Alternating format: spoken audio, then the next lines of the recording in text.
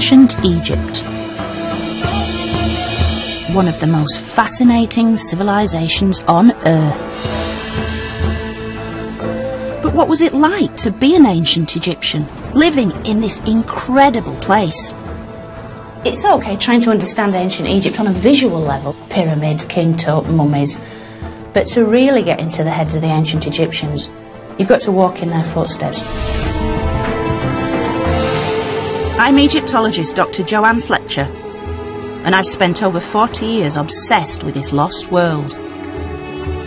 While the magnificent temples and tombs of the pharaohs can tell us one story, I'm interested in another, the story of ordinary people, the real Egyptians. It's such a privilege. We're amongst their family here. This feeling of closeness, of warmth, of love. I'm going to uncover evidence about how they lived their lives. Wow. It's a glimpse into the sort of world of ancient Egyptian interior design and reveal what they hoped for in death. There was no Grim Reaper, just this beautiful goddess wanting to embrace them in her warm arms.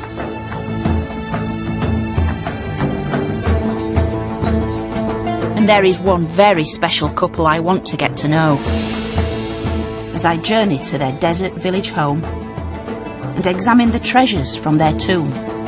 You can only imagine there's pride and joy at receiving such a mark of royal favour as we discover what life was really like in ancient Egypt.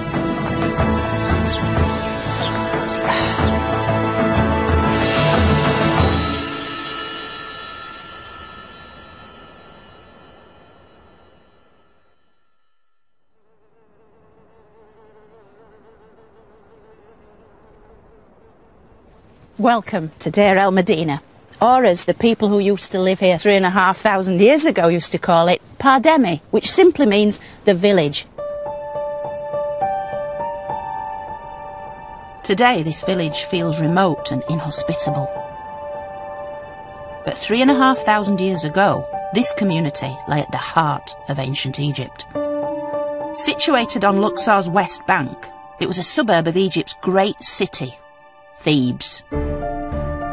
Now this is the landscape of kings and gods, pharaohs, and yet these are the homes of ordinary people living ordinary lives. Men and women, aunts and uncles, grandparents and kids, they all lived here in this tightly packed community. And by reimagining how people lived, in the colours, the sounds, the smells, we have an instant gateway right back 3,500 years to these ancient people who lived here in this remote little village in the desert.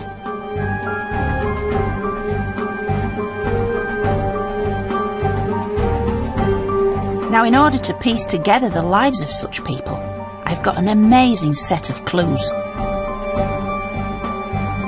The earthly remains of a husband and wife who once lived in the village, but now reside nearly 2,000 miles away, here at the Egyptian Museum in Turin.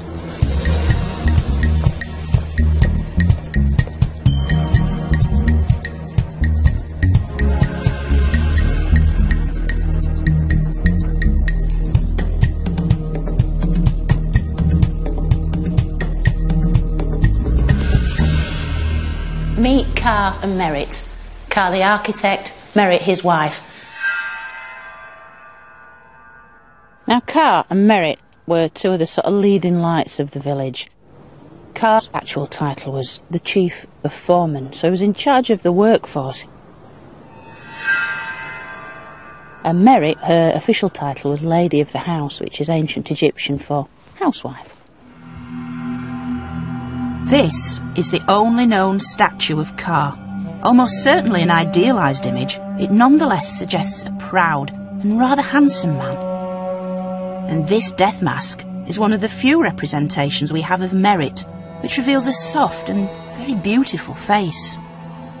And although these mummies have never been unwrapped, what lies beneath has been revealed by X-rays and CT scans. We know that Ka, who stood about 5'6", Was a very striking-looking individual with a rather prominent nose and a great fondness for lots of black eyeliner. But then when we turn to his diminutive little wife, Merit, a very dainty little lady, standing about 5'2". She also had a long, crimped wig of dark brown, wavy hair, which would have made her look really, really beautiful.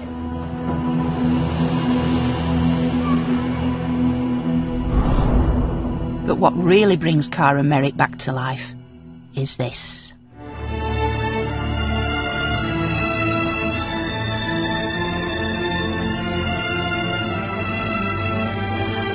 The collection of objects discovered in their intact tomb in 1906, where they had lain undisturbed for over 3,000 years. A leading Egyptologist from the time wrote, "I should think it is the greatest find ever made, or rather, the most unique. Absolutely intact and full of antiquities. The passage and burial chamber are choked with chairs, beds, boxes, vases." Arthur Weigel, 2 p.m, 15th February, 1906. This is really a unique find because of its intactness, but also because of the wealth of material that was in the tomb. Tables and chairs and stools and more chairs and more coffers, and the coffers packed with linen and the coffers packed with cosmetic vessels. And his shaving equipment packed into a little leather pouch, and his hip flask, and everything is there. Even the shaped breads wrapped with palm fronds to keep them fresh. It is really incredible. There is material there for research for another few generations. The collection not only gives us a fascinating insight into their burial, but also the lives Cara Merritt lived. The finds ranging from death masks and coffins to their most intimate belongings used in life, like this, Merritt's beauty box. This is basically the contents of Merritt's dressing table.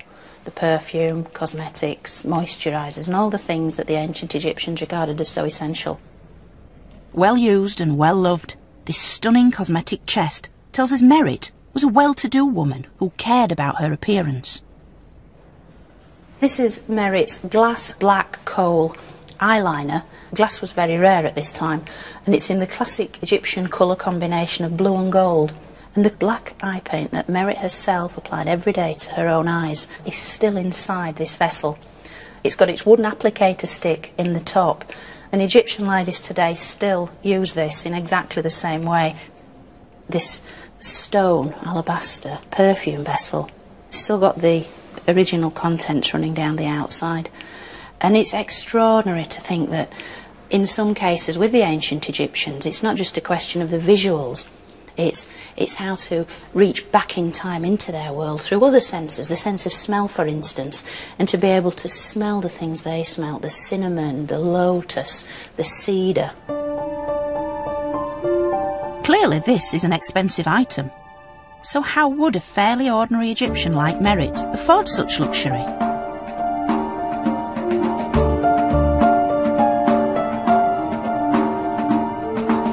The answer lies in the village and the very special occupation of its inhabitants. These were Egypt's tomb and temple builders.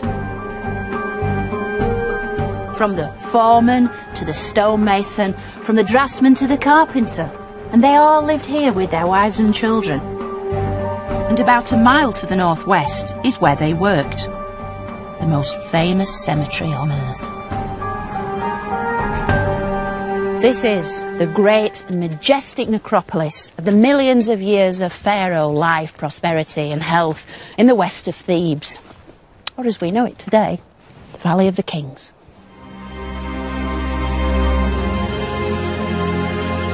For nearly 500 years, men like Ka created the tombs of some of Egypt's most famous pharaohs. Hatshepsut, Amenhotep III, and Tutankhamun were all buried here. They were an elite, a kind of crack force of workmen and architects, the very best of the Egyptian culture. They were the craftsmen that implemented what Pharaoh wanted to sustain Pharaoh's soul for eternity. They were almost magicians, operating secretly within this stunning landscape.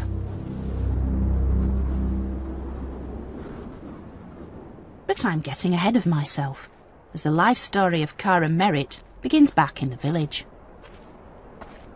Here I want to explore how they may have met and fallen in love. They probably grew up in the village, but how did a young couple like them go about courting? To find out, I don't have to go very far, as here on the outskirts of the village is the Great Pit. It's a long-abandoned attempt by the villagers to find a groundwater source. They dug down and eventually reached more than 50 metres. They wanted to become self-sufficient in water, but sadly for them they never did. And yet what the pit did become was a community dump. It became a mine of information. As when this pit and its surroundings were excavated by archaeologists, they made some remarkable discoveries. And this is what was found here. Literally tens of thousands of these pieces of pottery and stone, some with pictures, many more with words, giving us the real history of the village, because these are their notes, their reminders, their love songs, their laundry lists, the very voices of this village. And some of these voices tell us about falling in love. Your hand is in my hand. My body shakes with joy. My heart is so happy because we walk together. To hear your voice is like pomegranate wine. This is a typical love poem, written on papyrus as well as stone or pottery fragments. They capture the feelings of young lovers. They're so common, it seems our village was a real hotbed of passion. Every single one of the love poems from ancient Egypt come from this village except one. Some of the titles are really evocative. There's Your Love, Down to the River, All Night and All Day, and the rather suggestive Shedding Clothes. I go down to the water to be with you, and come up again with a red fish looking splendid on my fingers. Oh, my warrior, my beloved, come, look at me. And it's nice to imagine that such beautiful lines of love played a part in the courtship of Ka and Merit. Today we might seal the deal with a proposal, engagement and marriage, but some ancient Egyptians seem to have taken a rather more direct approach. Ka may well have signalled his commitment to Merit by bringing her his bundle. To bring the bundle meant you wanted to indicate your desire to move in with the person who took your fancy. The bundle is thought to have been a kind of dowry, consisting of everything the man owned. It's likely that presenting it to your intended was one of the first steps to setting up home together. However, this didn't always go to plan, as one villager recounts. In a note the man left, he tells us this very sad story. He lists all his worldly goods, which I must say aren't that impressive. Then he tells us he went to the woman's house, but all her family simply threw him out. And as he says himself, so I went again with all my property in order to live with them, and see, she acted in exactly the same way and threw me out again. You can almost feel his outrage, because this woman has not just turned him down, but all the things he could bring with him. Presumably she was unimpressed by the size of his bundle. We can assume Ka suffered no such indignity, as evidence from the tomb suggests that he and Merit were a loving and monogamous couple. The scenes on this beautiful box show Ka and Merit seated together to share the offerings which will sustain them in the afterlife. But in life too, we also have clues to their devotion.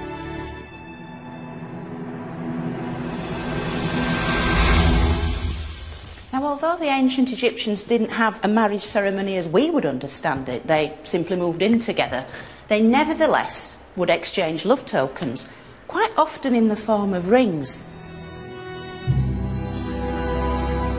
This ring was discovered underneath the death mask of Merit. It's so precious, it's not yet on display here in Turin. This is the ring that was found inside the mask, almost as an afterthought of Merit. So it was shoved in there just as she was being buried. It spent all those thousands of years just tucked away, hidden away, yes, within Merit's own wrappings. A very ad hoc thing, wasn't it? Yes. A very spontaneous gesture, yes, almost. Yes. And the image on it, it looks like the cow of Hathor. That's exactly what it is. The goddess Hathor was often depicted as a cow. She was seen as the eternal mother figure to both the living and the dead. In life, she aided fertility and provided protection in childbirth. While in death, she ensured safe passage into the afterlife. This represents the love between Ka and Merit, and in this tiny little object, in some ways, it's perhaps the most important thing from the entire tomb for me personally. It's wonderful.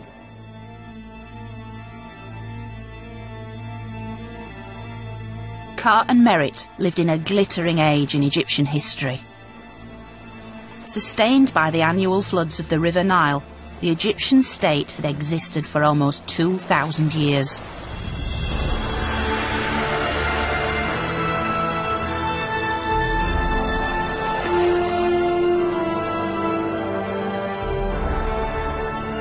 By 1400 BC, it was at the height of its power and now ruled by the 18th royal dynasty.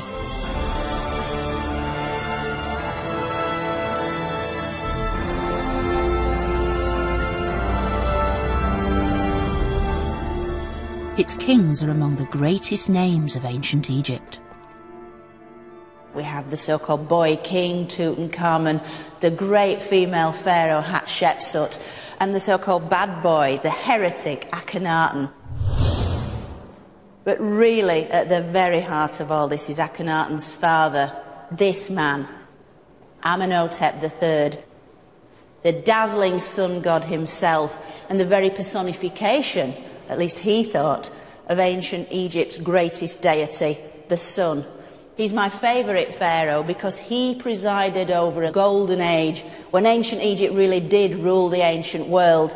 And this is the very pharaoh who was Ka's boss. Ka worked for him. Ka's job was to ensure the pharaoh's immortality. He did this by helping design and build some of Egypt's most extraordinary monuments, both tombs and temples. This is one such project from the reign of Amenhotep III.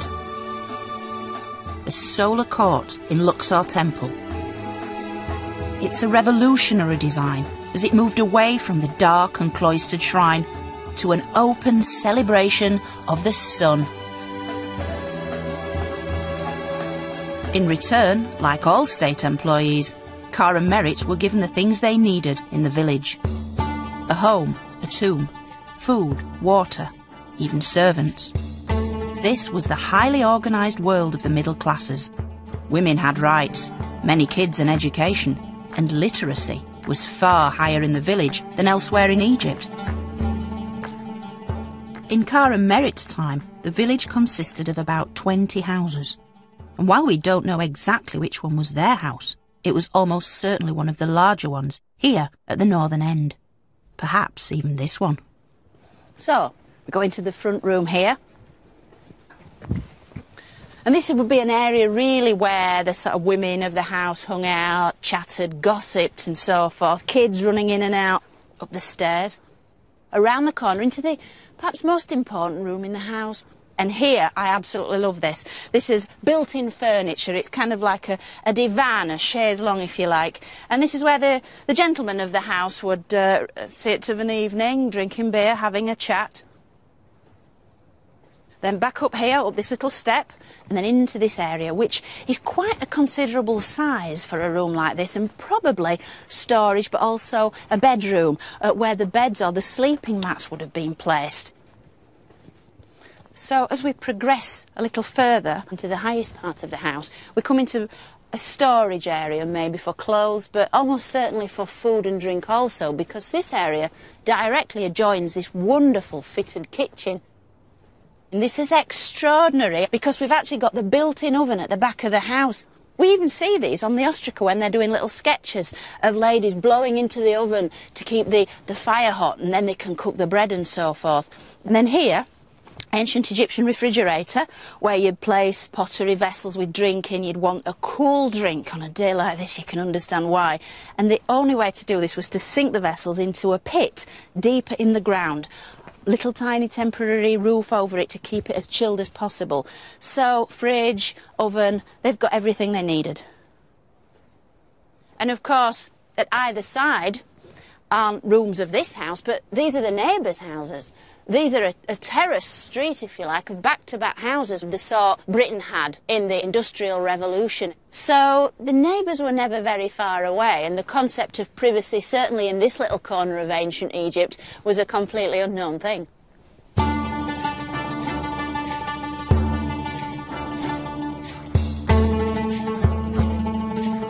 Life in the village was almost entirely supported by the state. A daily procession of donkeys would carry water up from the Nile Valley to be decanted into a central cistern. Each household was entitled to an average of 100 litres per day for drinking, cooking and bathing. Less than half a mile from the village lies another crucial remnant of this highly organised infrastructure. Although built a little after Car's time, grain stores like these acted as a kind of bank. Money didn't exist in Egypt at this time, so at the end of each month, Car would have received his salary as a ration of wheat and barley. Granaries like this would have held an immense amount of food. These granaries alone would have held over 40,000 individual sacks of grain. Chief workmen like Car were entitled to 7.5 sacks of grain a month, 5.5 of emmer wheat and 2 of barley. Plenty for Merit and their servants to produce the staples of Egyptian life, bread and beer. The villagers also received fish and vegetables and could trade their excess grain for luxuries like meat and wine. These places would have been full of life. People bustling here and there, scribes taking record, making an account of all the stuff being delivered.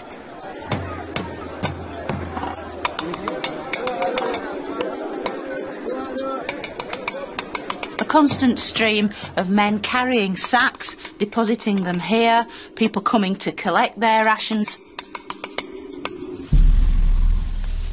It's a simple system, but one that endured, fueling Egypt's success and political stability for thousands of years. Indeed, it was a system so important it was represented on numerous tomb walls.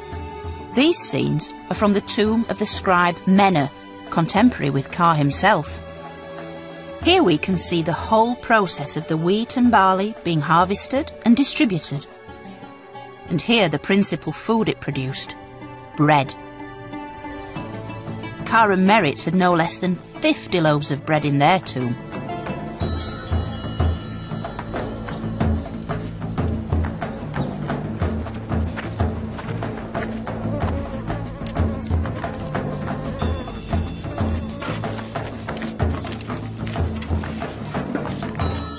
Now, bread was the key ingredient in the ancient Egyptian diet.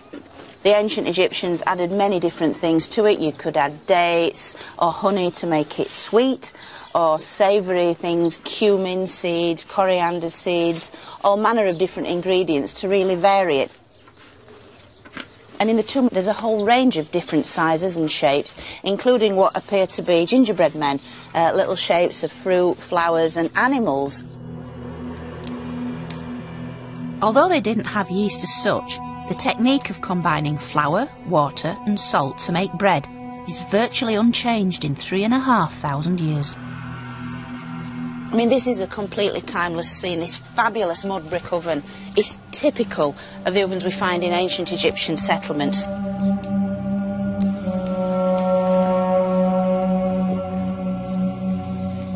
It's totally believable to imagine Merit baking bread to feed her family. It's a completely timeless scene.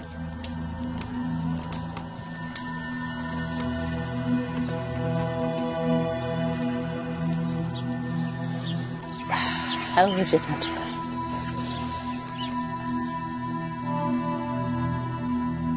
It's a real direct link back into their world. The smell of this wonderful stuff, the feel of it, the way it was made.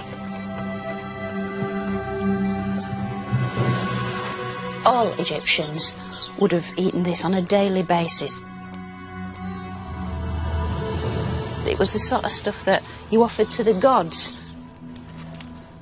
And even when the bread had gone mouldy, the Egyptians used it as a form of medicine, which wouldn't be fully understood for thousands of years. The medical texts actually advocate take bread in mouldy condition and apply to the wound in question. And although they didn't know why it worked, it did work, because mouldy bread contains, of course, penicillin, which we in the West think we discovered, and yet the ancient Egyptians fully appreciated its benefits 5,000 years ago. It's very good stuff.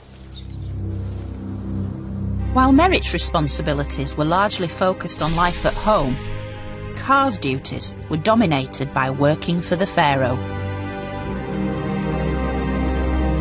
He and his fellow tomb builders took this path from the village to their workplace, the Valley of the Kings.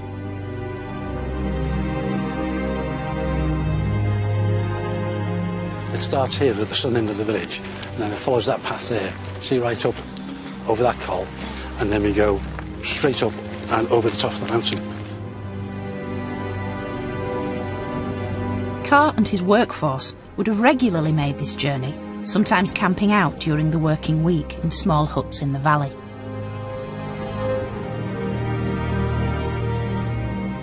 In Ka's day, we were probably about 40 to 60 men making this journey, probably singing, probably carrying water pots themselves, and the day's rations maybe. Ka must have walked this path hundreds of times, first perhaps as a carpenter, but eventually as the royal architect and overseer. So if we've been walking about 45 minutes in full sun and it's really, really hot, then Ka and his men coming up this path to work, they do the walk and then they had to do the work. Exactly. Their regular commute took them further west into the land of the dead. In fact, from up here, you can see why this place was so carefully chosen, as it mirrors the ancient Egyptian spiritual beliefs. If you worship the sun as a god, then 2 times of the day take on special significance. Sunrise in the east and sunset in the west. Sunrise is the birth of the god, so the east is the land of the living. Sunset is the death of the god, so the west is the land of death. So they picked this spot to make the tombs for the dead. This one spot, life, death. The Nile Valley, the Valley of the Kings. And it is that stark, isn't it? It is.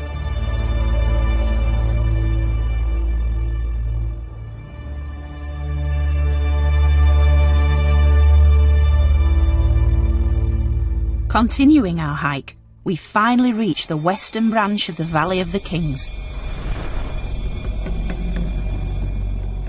where time has virtually stood still.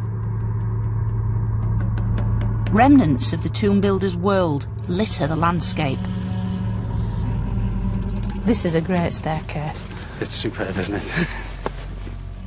Beautifully constructed, though, further up, aren't they? It's absolutely perfect.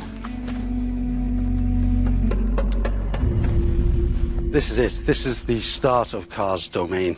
This is actually a guard hut, and one man would be on guard in here 24 hours a day. And you can see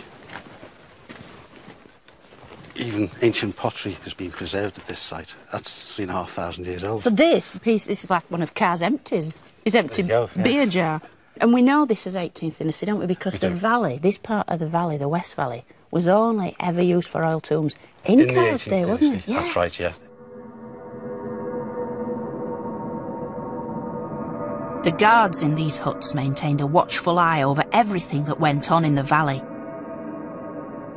What he was guarding against was obviously tomb robbery for the pre-existing tombs. But while the new king's tomb was under construction, the materials used in the construction of the tomb were also very valuable. Metal. Copper, the copper chisels especially, the paints, the plaster, the oils for the lamps. This was all very valuable material.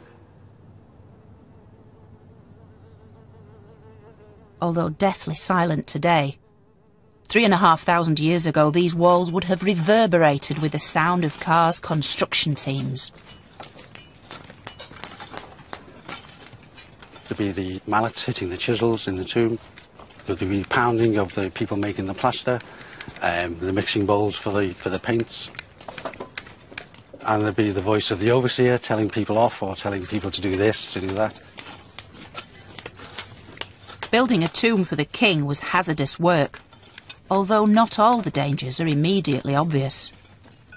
Apart from the normal hazards of hitting your hand with a mallet or getting cut with a chisel, falling off scaffolding, breaking legs, falling down the tomb. The other risk is because this is a wadi, it's a dry riverbed, there are flash floods now and again, and all this would come crashing down. And they would have to run.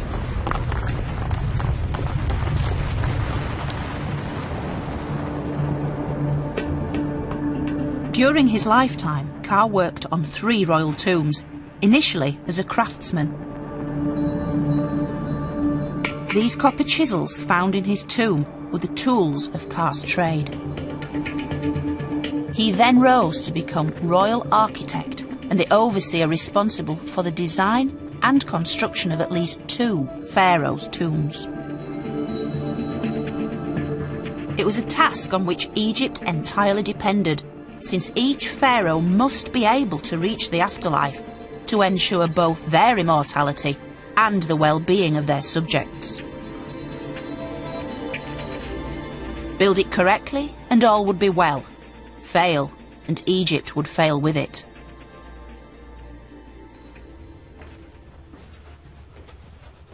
So how did Carr and his men actually undertake this most onerous of tasks? I'll follow in your footsteps. Right. This is tomb KV25. Thought to have been started for Amenhotep III's son Akhenaten, it was left unfinished when Akhenaten suddenly moved his capital away from Thebes. It's as if the workmen only downed tools yesterday. Nice. So you can see, Joe, the unfinished wall. It's been chiselled smooth, but it hasn't been plastered. And you can actually see the gouge marks of the chisels where they've gouged out the material. What a treat to be able to see this kind of working surface. As an architect, Carr meticulously planned the tomb's layout using the ancient Egyptian unit of measurement, the cubit. In modern terms, the cubit was roughly 52.5 centimetres long. And it is subdivided into what was called 7 palms, the palm of your hand. 1, 2, 3, 4, 5, 6, 7. And on the end we have 4 fingers there. Perfect. Perfect. And the way this would be used was marking out and measuring your way down the tomb. In fact, you can see the dots there where they've been marking out. You see? As they came down. It corresponds exactly. Indeed. And it's so usable, look So at simple. that. Elegant. It is elegant, isn't it? And at the end of the day's work, Carr could fold it up, pop it back in its leather carrying case and take it home. Just imagine Carr and his team of 30 or 40 men toiling in this extreme heat and choking dust. And to light their way, all they had were these simple oil lamps.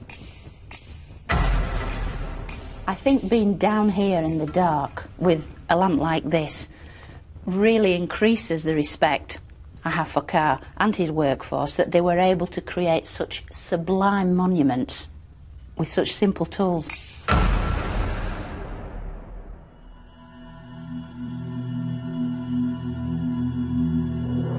The evidence reveals Ka was highly respected in life. This beautiful object is a golden royal cubit. It was presented to Ka in recognition for his work for the pharaoh Amenhotep II. It can only be equated to a kind of carriage clock or an engraved tankard that you're given for good service. And you can only imagine Ka's pride and joy at receiving such a mark of royal favour. And had the ancient Egyptians had a mantelpiece, this would have been on it. But I think the true value of this special cubit is the fact it's been personalised to such a great degree, and it actually sums up Ka in a single item. It's the tools of his trade, and yet it's been embellished. The inscriptions on this are wonderful. So many little details about Ka's career, about the fact he built a small shrine or temple, not even in Thebes, further north at a site called Hermopolis, so he was clearly active outside of Thebes. It's pretty hard to describe how it feels to hold something like this, that Ka, and probably Merit, would have held quite a lot just to sort of marvel at it and congratulate themselves on being so high up in Pharaoh's favour.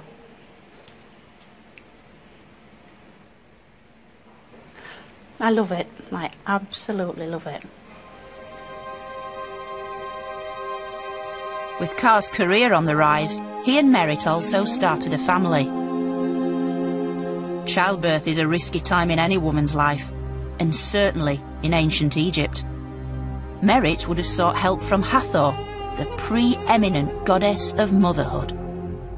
All ancient Egyptian women wanted to be like Hathor. She's like a modern female celebrity that all women aspire to be. She had it all, and she was worshipped here. This is the funerary temple of the great female pharaoh Hatshepsut at Deir el-Bahri. Situated just 2 miles from the village, it's located at the base of the very cliffs in which Hathor herself was believed to reside. But how might the goddess have touched Merit's life? These columns are each one topped with the image of the goddess herself, the face of a beautiful woman, but with cow's ears poking through the mass of hair to reflect the goddess's cow-like, docile, sweet nature. She's seen as an eternal mother figure that can nurture all those around her, who would then take care of your soul for eternity and allow you to be reborn each morning with the rising sun. Ordinary people like Merit could not enter the actual temples themselves.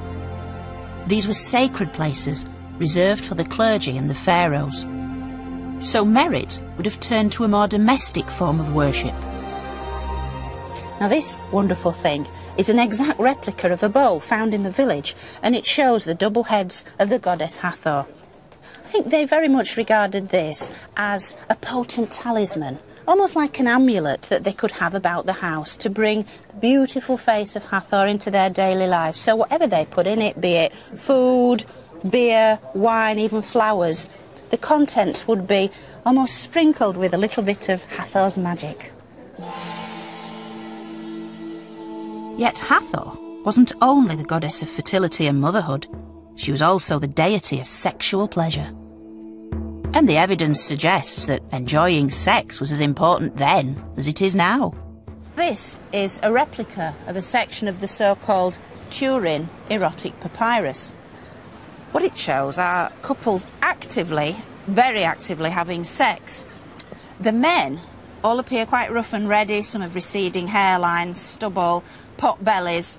Each one has an enormous phallus. As for the women, they're very beautiful, very agile. Each has got a very exquisite hairstyle, fronted by one of these fragrant lotus blossoms.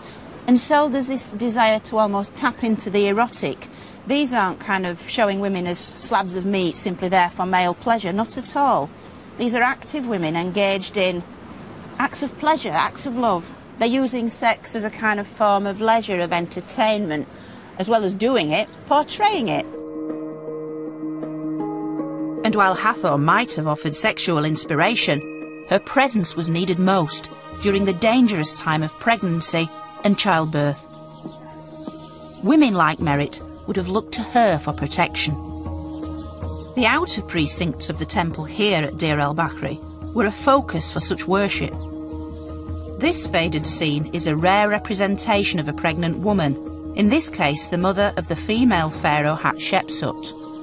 There she is as the unborn fetus, and you can just make out the gentle swelling of her mother's abdomen here as the unborn Hatshepsut resides within the safety of her mother's body. When the archaeologists excavated all around here a century ago, they found such amazing things as baby clothes that had been specially made with an image of Hathor, almost like a post-it note to the goddess. These will be left here in the hope that these women could conceive.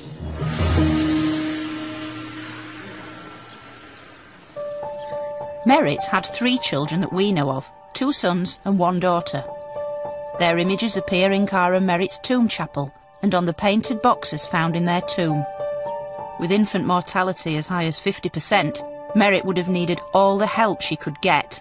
But the villagers didn't just turn to the gods. This is the Kahun Papyrus. It details the prescriptions and spells used to tackle illnesses suffered specifically by women. Examination of a woman who is aching in her rear, her front and the calves of her thighs. You should say of it, it is discharges of the womb, and you should treat it with 1 measure of carob fruit, 1 measure of incense pellets, 1 unit of cow's milk, boil, cool, mix together and drink on 4 consecutive mornings. What they're trying to do is bring some sort of order, some form of understanding to a host of complex medical conditions. And in the root cause of many of the problems associated with women's illnesses is apparently a wandering womb, because the Egyptians thought that this part of the female anatomy wasn't fixed in situ, but would kind of wander all over the body. This bizarre condition had an equally bizarre cure.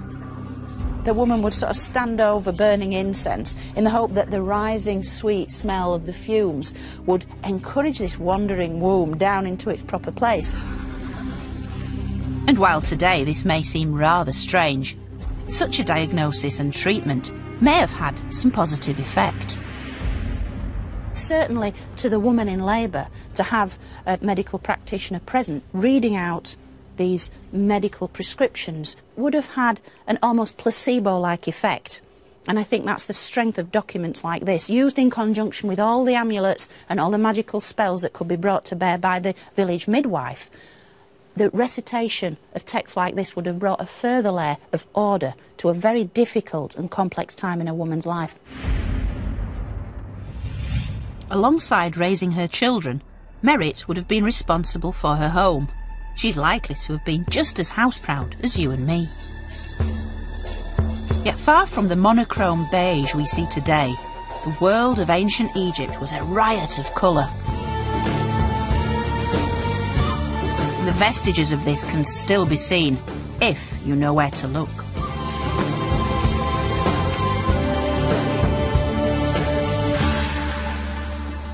When we look up at the ceilings, the areas which have been sheltered from direct sunlight, the colours are absolutely superb.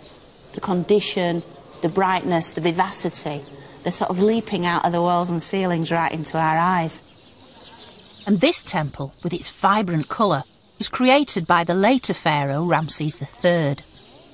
The Egyptians were far from subtle in their use of paint. Primary colours, red, green, blue, all these amazing, vivid hues, and the blues and greens are particularly bright. This, of course, is more of a status marker for the king who commissioned such a brilliant piece of work, because blues and greens weren't naturally occurring pigments and had to be manufactured at great cost. And so this is a way for the monarch to say, look at me, look at the wealth I possess.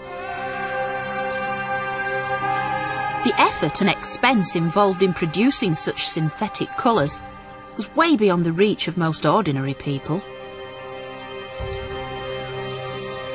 Instead, they used locally sourced materials, ones that could literally be picked up from the desert floor.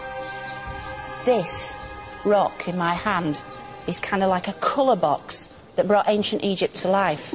because on one side we have the red iron oxide, on the other the yellow iron oxide. And so by splitting a rock like this into the component yellows and reds, you could crush these up, mix with water, and then apply to the desired surface.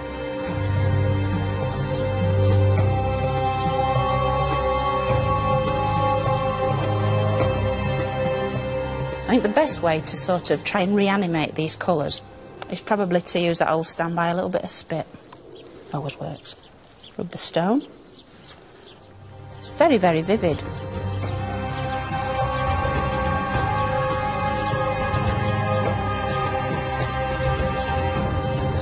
You can see the effect it has against white. So you have these two shades that for the ancient Egyptians really did reflect blood, life, vivacity, and then the yellow of the golden sun.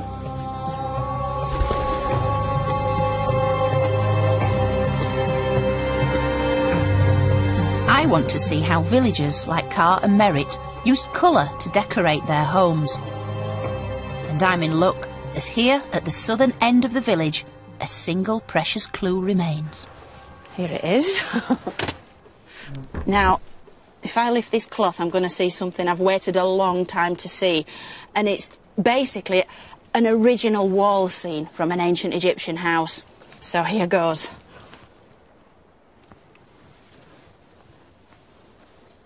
Oh, wow. It's a phenomenal piece. The colours are so fresh. It's a glimpse into the sort of world of ancient Egyptian interior design. It's the lower half of a female musician, and she's playing a flute.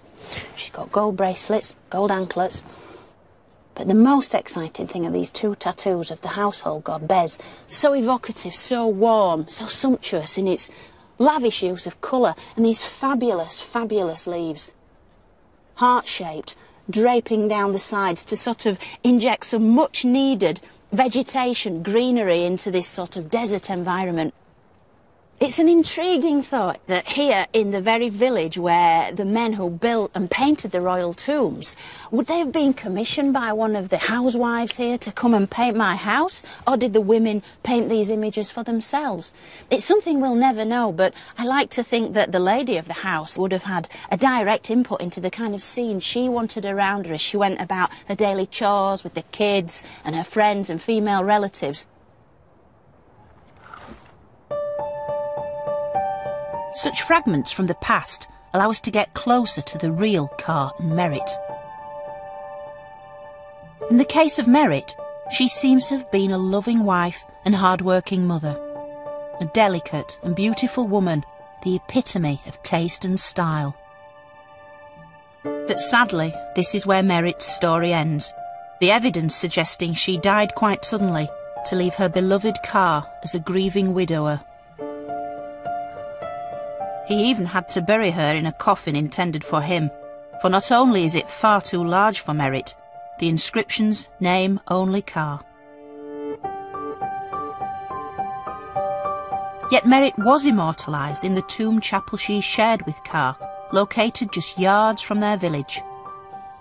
And this is where Carr and their children would have come to bring regular offerings and to pay their respects.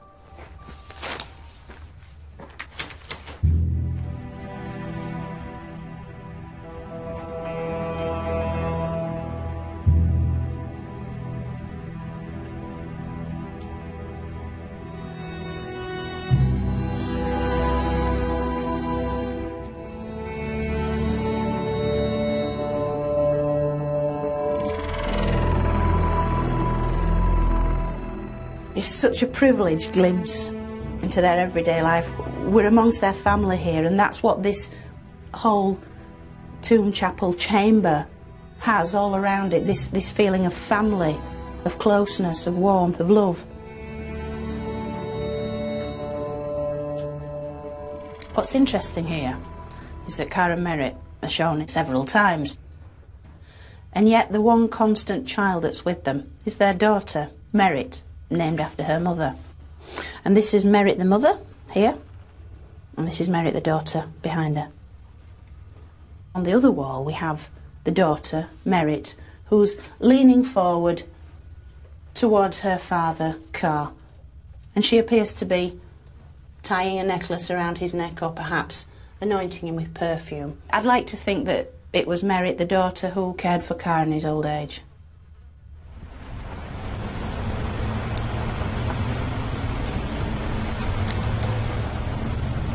But what happened to Ka, the proud and talented architect?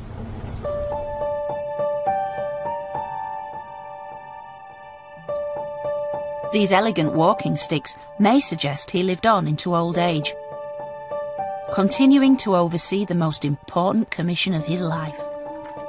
So I've come back to this remote part of the Valley of the Kings to find the final resting place of Amenhotep III. It was actually the third of the royal tombs that Ka worked on, so it's so exciting to be going in here and following in Ka's wonderful footsteps.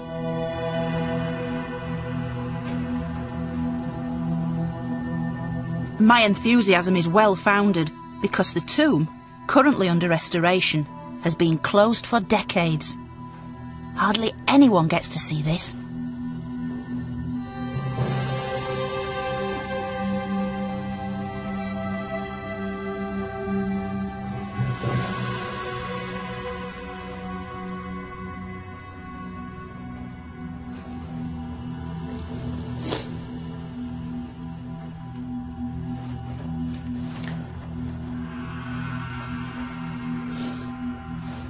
This isn't very professional, is it? This is so beautiful. It literally has brought tears to my eyes. It is so stunning. The colours are fantastic. It's exquisite. It's Amenhotep III being received into the care of the gods of the underworld. And there's Anubis handing out the sign of life to Amenhotep. Just think, Ka and his men designing these images, just putting the king's vision into practice and just... literally, it's taken my breath away. Look, the artist doesn't just come along with his blue paint and the palette and boshed on the paint. Somebody's taken the trouble to apply individual curls of hair here. Can you see the texture? The curls here. That's textured hair. And there also Amenhotep with Osiris, green-faced, god of vegetation, new life and resurrection. And that's really what this tomb does. It's a time machine. It's the place where Amenhotep III's mummy would have finally been laid to rest. You can clearly see that no expense was spared, and for good reason. For this is where the pharaoh, then revered as a god, would dwell in the afterlife, his next seat of power. Oh, and down we go, deeper and deeper, into the underworld. Wow. It really does evoke this sense of going down into the subterranean underworld, into the blackness, into the darkness, into eternity. This elaborate network of chambers and stairways was designed to protect the royal mummy and all the glittering treasures which once surrounded it.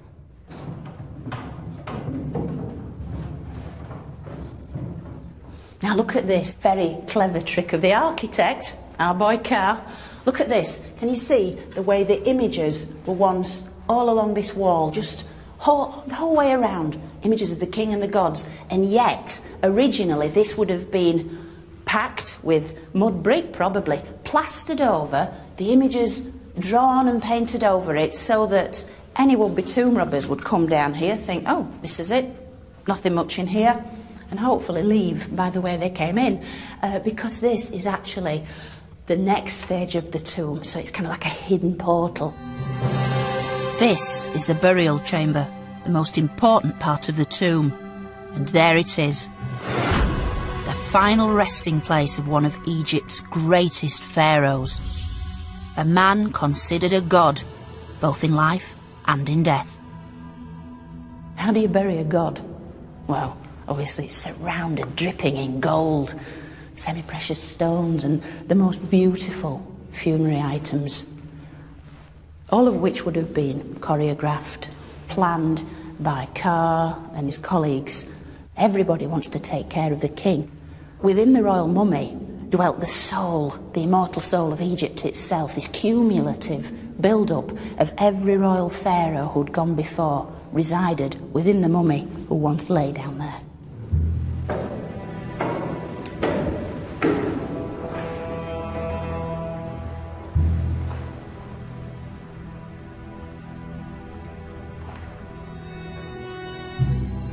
Oh, wow. It's been 46 years waiting to see this tomb, and it's been well worth it.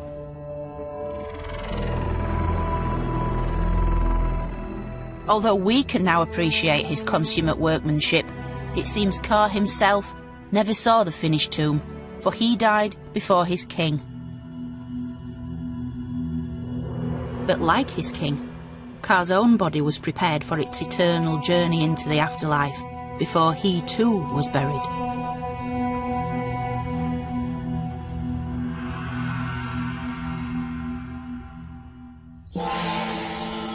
Since this journey has given us a chance to get that little bit closer to Ka and Merit, I think we could almost call them friends. Their worries and concerns are not unlike our own. Hard work, family, and above all, love. Yet this is only the beginning of their story. What comes next is a journey into a world very different from our own. A world of ritual, of magic, and the unswerving belief that life really can go on forever. And here we have Ka's name, right down the middle. And to speak the name of the dead is to make them live again. Ka and Merit.